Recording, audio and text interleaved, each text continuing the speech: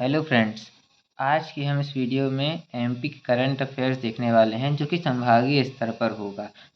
किस संभाग पर? जबलपुर संभाग पर।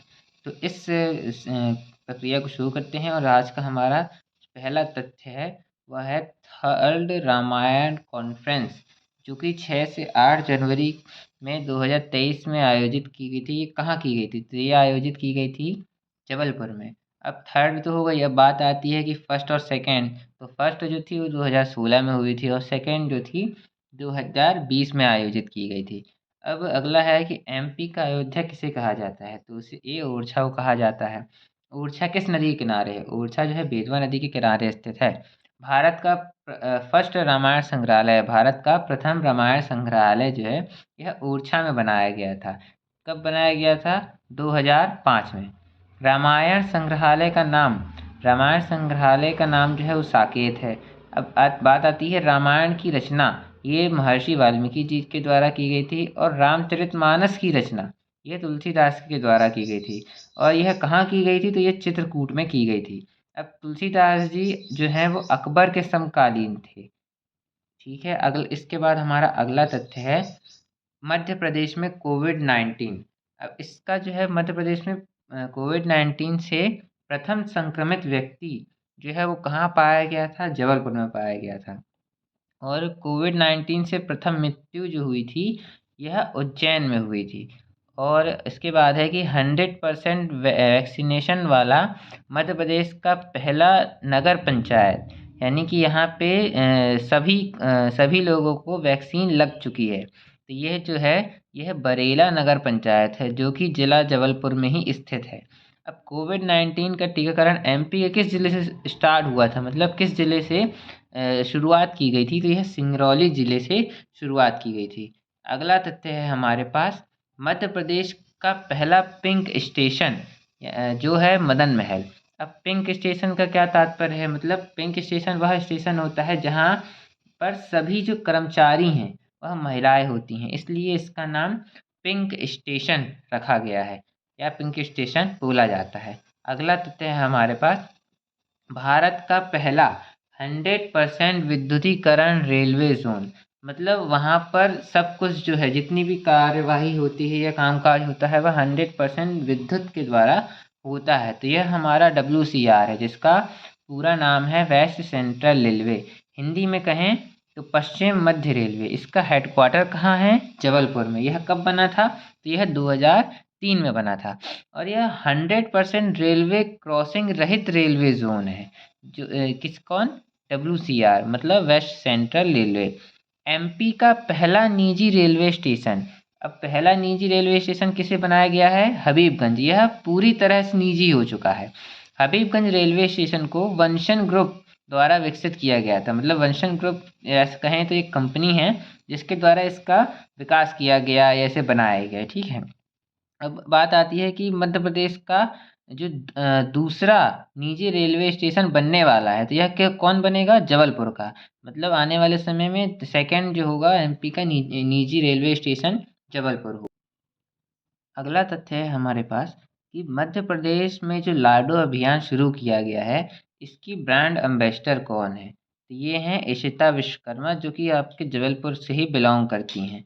अब आप इनको जानते ही होंगे, यह एक प्रसिद्ध गायिका है, मतलब सिंगर हैं। लाडो अभियान यह किस लिए है? तो यह बाल विवाह को रोकने के लिए है।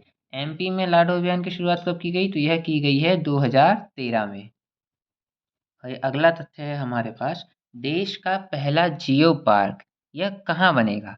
तो यह बनेगा आपके लमेटा घाट जबलपुर में। अगर आप जबलपुर से बिलोंग करते होंगे तो यह आपको घूमना चाहिए। यह नर्मदा नदी के किनारे है इसलिए इसे लमेटा घाट कहा जाता है। अब बात आती है लमेटा घाट में 1828 में विलियम स्टीमेन द्वारा डायनासोर के जीवाश्म खोजे गए थे। मतलब जो डायनासोर होते हैं उसके अंश मिले थे। अब मध्य प्रदेश में क्या यहीं पर जो लम्हेटा घाट है यहाँ पे राजासौरस नामक एक मांसाहारी डायनासोर के अवशेष प्राप्त हुए थे। इसलिए यहाँ पे यूनेस्को ने भूभाग वैज्ञानिक हेरिटेज स्थल घोषित कर दिया था। किसको? लम्हेटा घाट को।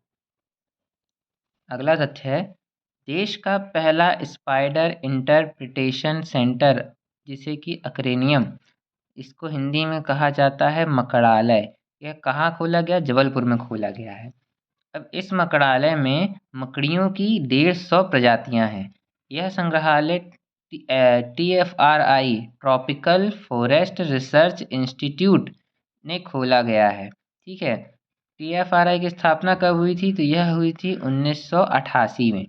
मकड़ियों के अध्ययन को ही मकड़ियों के अध्ययन को क्या कहा जाता है? आर्कनोलॉजी। ठीक है। और मकड़ियों के डर को, यानी कुछ लोग जो होते हैं इन्हें मकड़ियों से डर लगता है, तो उसको क्या कहा जाता है? आर्केनोफोबिया। अगला तथ्य है पद्मश्री अवार्ड 2023 से सम्मानित। यह किसको सम्मान प्राप्त हुआ है? तो यह आपके डॉक्टर MC डावर को प्राप्त हुआ है। अब यह क्यों प्राप्त हुआ है? यह इतने प्रसिद्ध क्यों हैं? तो ये क्या है, बहुत पुराने डॉक्टर हैं जो कि 20 रुपए में, मात्र 20 रुपए में लोगों का इलाज किया करते थे, इसलिए इन्हें पद्मश्री अवार्ड से सम्मानित किया जा रहा है। मध्य प्रदेश में पद्मश्री से सम्मानित लोग कितने हैं? 4।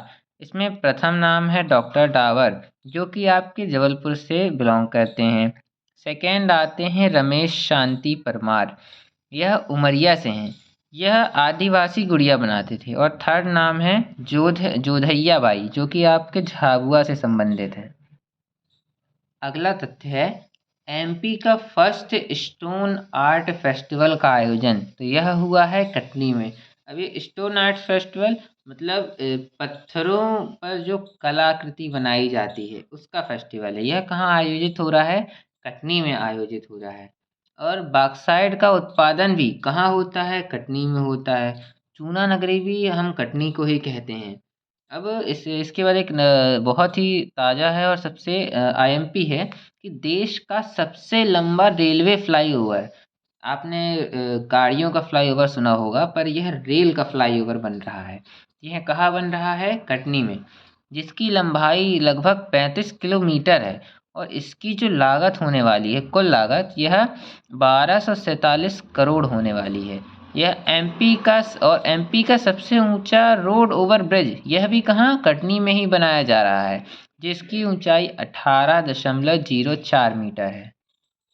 अगला आता है तथ्य है हमारे पास कि MP का थर्ड नक्सल प्रभावित जिला, यह क्या, कौन बन गया है? डिंडौरी बन गया है। अब फर्स्ट और सेकंड की बात करें तो सेकंड जो है वो मंडला है और फर्स्ट जो है वो बालाघाट है। यह नक्सल प्रभावित जिले हैं तीनों। ठीक है। अब नक्सलवादियों को जागरूक करने के लिए एक अभियान चलाया गया है। इस अभियान का नाम है ऑपरेशन ग्रीन हंट। ठीक है। सेकंड है कि नक्सलियों को समाज की मुख्य धारा से जोड़ने के लिए कौन सा ऑपरेशन चलाया जा रहा है? तो यह ऑपरेशन सलवा जुडम चलाया जा रहा है। नेक्स्ट है नक्सलियों को रोजगार उपलब्ध कराने के लिए, इसके लिए भी एक ऑपरेशन चलाया जा रहा है, तो यह है रोशनी प्लान। अगला तथ्य है डिंडौरी से संबंधित एक चिकाड़ा वाद्य यंत्र है। ये इसको क्या हुआ है कि GI टैग के लिए नामांकित किया गया। यह भी बहुत IMP क्वेश्चन है। अगला तथ्य है मोती की खेती के लिए चुना गया MP का एकमात्र जिला, तो यह है छिंदवाड़ा। नेक्स्ट है मध्य प्रदेश में फुटबॉल अकादमी, जो कि अभी बनी नहीं है, यह प्रस्तावित है या बन रही है, ये कहाँ की है? छिंदवाड़ा में। और नेक्स्ट है मध्य प्रदेश में मक्का नगरी मतलब कॉर्न सिटी, ये भी किसे कहा जाता है? छिंदवाड़ा को कहा जाता है। मक्का महोत्सव, इसका भी आयोजन कहाँ किया जाता है? जाहिर सी बात है, अगर मक्का नगरी छिंदवाड़ा है तो इसका भी आयोजन छिंदवाड़ा में ही किया जाएगा। अब मक्का गांव, ये कॉर्न विलेज, ये कहाँ है? बीजकवाड़ा। ये बीजकवाड़ा गांव है जो कि छिंदवाड़ा के ही अंतर्गत आता है। ठीक है। मध्य प्रदेश का फर्स्ट जेल कॉम्प्लेक्स, यह कहाँ है? छिंदवाड़ा में है। मध्य प्रदेश का फर्स्ट इलेक्ट्रॉनिक कॉम्प्लेक्स कहाँ है? तो यह इंदौर में है। मध्य प्रदेश का फर्स्ट स्टील कॉम्प्लेक्स कहाँ है? तो यह सागर में। इसी में आगे देखा जाए तो मध्य प्रदेश का फर्स्ट लेदर कॉम्प्लेक्स, ये कहाँ है? देवास में है। मध्य प्रदेश का फर्स्ट फार्मा कॉम्प्लेक्स, तो यह आपका धार में स्थित है। मध्य प्रदेश का फर्स्ट एग्रो कॉम्प्लेक्स, यह आपके छिंदवाड़ा में स्थित है। अगला है संजय गांधी अभ्यारण्य, यह भी प्रस्तावित है, अभी बना नहीं है, तो यह कहाँ है? छिंदवाड़ा में स्थित है। लहंगा दुआ टेक्सटाइल पार्क, यह भी कहाँ है? छिंदवाड़ा में है, स्थित है। अगला तथ्य है, मध्य प्रदेश में सर्वाधिक जैविक खेती कहाँ होती है? तो यह आपके मंडला जिले में होती है। मध्य प्रदेश में सैलरेज जैविक खाद्य संयंत्र, यह कहाँ पर है? इंदौर में है। मध्य प्रदेश में रेशम उत्पादन के लिए प्रसिद्ध, ये कौन सा प्रसिद्ध है आपका? मंडला और सिवनी, यह दो जिले जो हैं प्रसिद्ध हैं।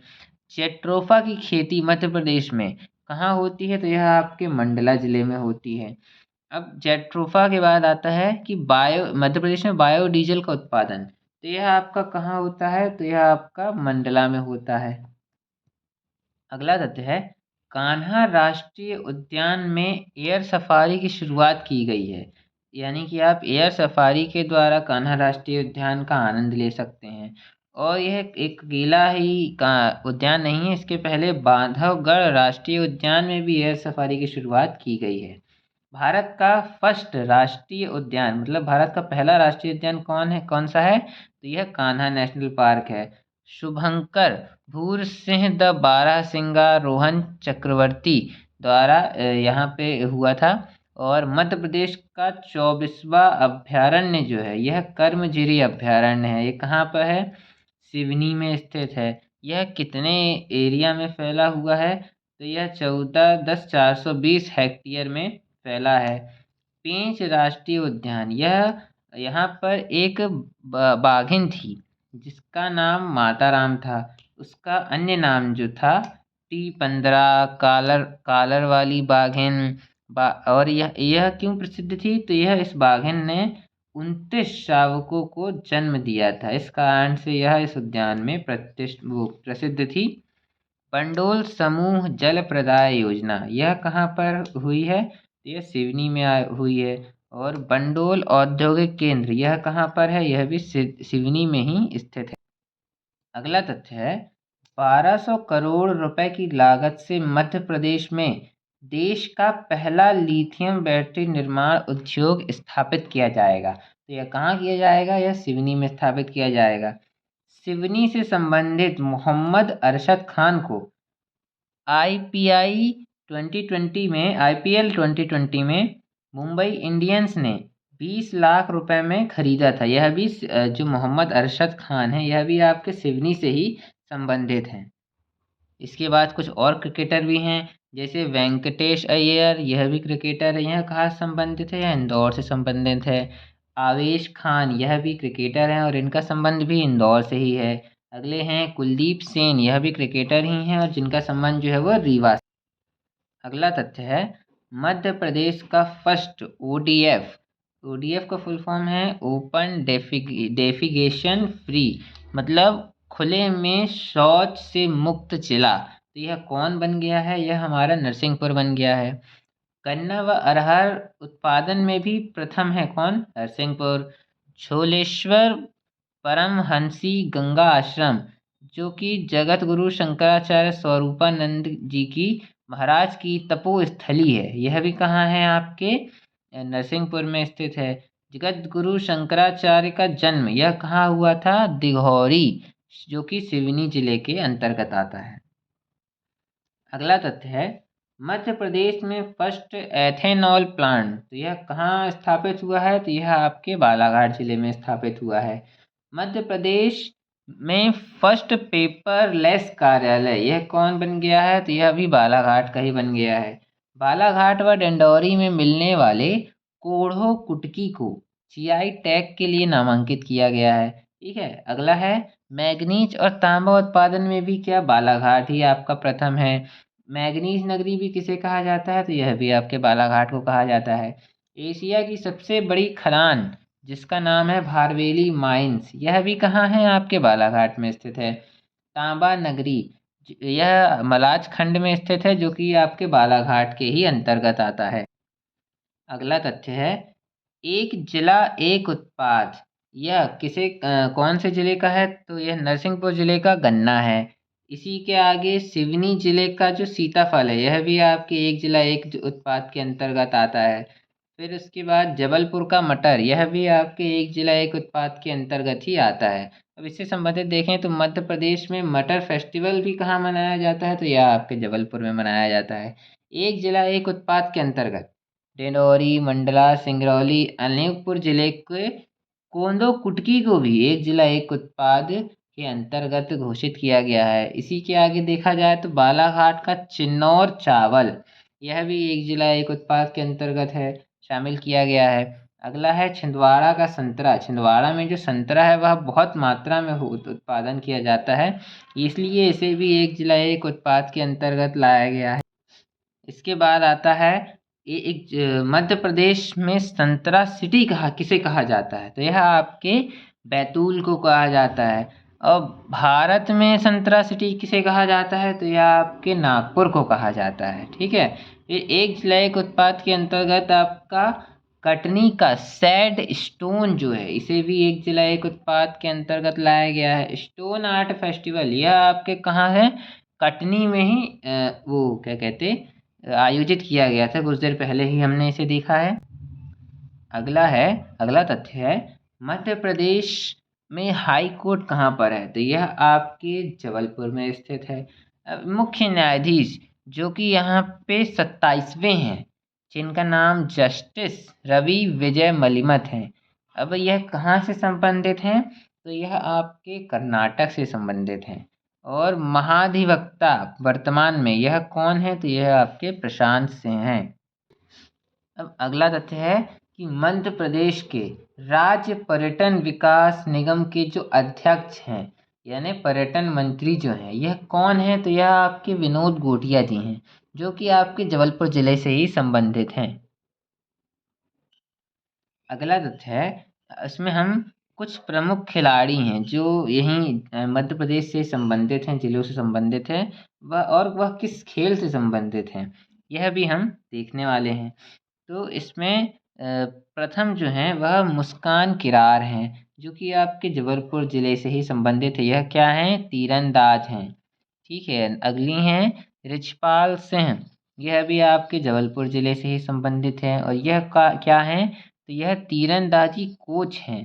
ठीक है, अगली हैं अगले हैं स्पर्श खरे, यह भी आपके जबलपुर ज़िले से संबंधित है और यह क्या खेलते हैं, तो यह वुशु खेलते हैं।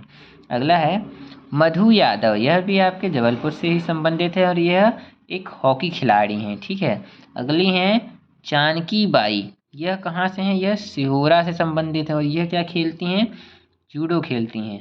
अगला है रूबीना फ्रांसिस, यह आपके जबलपुर से ही संबंधित है और यह क्या करती हैं, यह पैरा शूटिंग खेलती हैं। ठीक है, अगला है नैन्सी जैन, यह कहाँ से संबंधित है, यह आपके जबलपुर जिले से संबंधित है और ये इनका क्या खेल है, तो इनका खो खो है। ठीक है, अगले है राजेश्वरी कुशराम, यह आपके डिंडौरी से संबंधित हैं और यह क्या खेलती हैं, तो यह कैनो गई खेलती हैं। ठीक है, अगला कुछ दो तथ्य और हैं जो कि तीरंदाजी अकादमी अकादमी अर्थात तीरंदाजी जो एकेडमी है, यह इस कहाँ पर है, तो यह आपके जबलपुर ज़िले में ही स्थित है। और मध्य प्रदेश का ओलंपिक संघ का मुख्यालय कहाँ स्थित है, तो यह आपके जबलपुर में ही स्थित है। तो यह आपके कुछ मध्य प्रदेश के जबलपुर संभाग से रिलेटेड कुछ महत्वपूर्ण करंट अफेयर्स थे। तो आशा करता हूँ आपको यह वीडियो अच्छा लगा हो। आगे भी हम इसी तरह के जनरल नॉलेज से संबंधित वीडियो लाते रहेंगे। धन्यवाद।